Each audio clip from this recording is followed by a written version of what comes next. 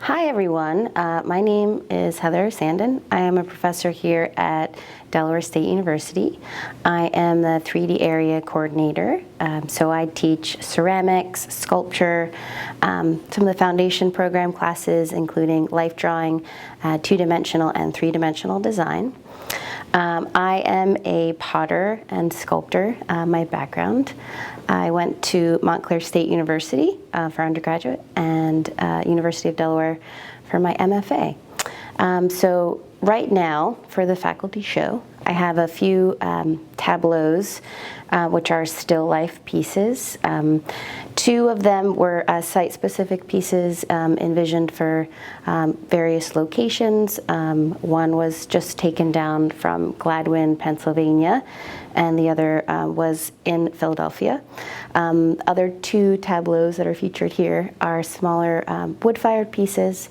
So all of the work that I do sculpturally, as I said, I'm also a potter. All of the sculptural work featured here has their meanings taken from the locations that they were in. The larger piece that's installed is about 5 by 5 by 8. It features a constructed tree and a interrupted picnic scene. It is monochromatic in nature, purposefully to give an openness as far as a sense of time for the work. It also features astroturf. I oftentimes will use something contemporary that's man-made to juxtapose the handmade nature of the ceramics items. So titles of the pieces that are featured here, I have Tomorrow and Tomorrow and Tomorrow Part 2. To give a little bit of background to that installation, it was first envisioned in 2016 during the height of the political crisis, I'll call it a crisis, here in the United States.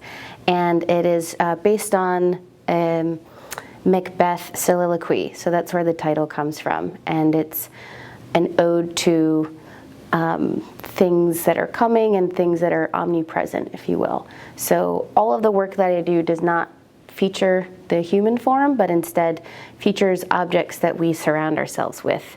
So what I do is create these situations that hopefully the viewer will have time to place themselves in it. So Tomorrow and Tomorrow and Tomorrow, like I said, started in 2016. Definitely maybe a little bit of a bleak situation. So this revision or reconfiguration of the installation was completed this year, and the tail end of last year. Even though we were going through a global pandemic, there was a hopefulness I felt throughout the country. I myself live in Philadelphia, and so I saw that a lot in the community. So I wanted to take a piece that I had already created and re-envision it in a positive way.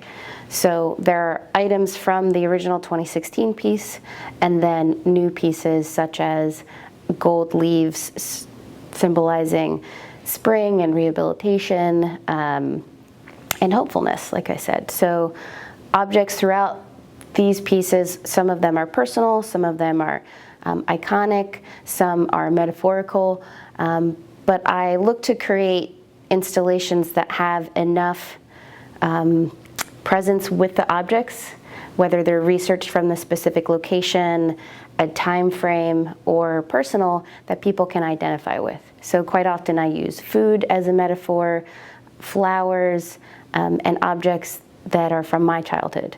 So for instance, there's a 1980s clock radio, there's a cat, there are different fruits and vegetables to the region. So I'm always looking to mix and match both time and maybe cultural references within the artwork. As I mentioned before, I often use the color palette as a means to also create space for the viewer to enter the piece. So through the absence of color, I'm sort of thinking about these really as drawings in space as well, so that there's not too many other references besides just the objects themselves. So as I mentioned, Tomorrow, Tomorrow, Tomorrow is monochromatic, so it's all covered with a white slip, so that the shadows and little nuances of the construction can also be seen. The piece featured here is called Catch, and that was envisioned to be located outside in Gladwin along Mill Creek. So doing some research into that location is a tributary of a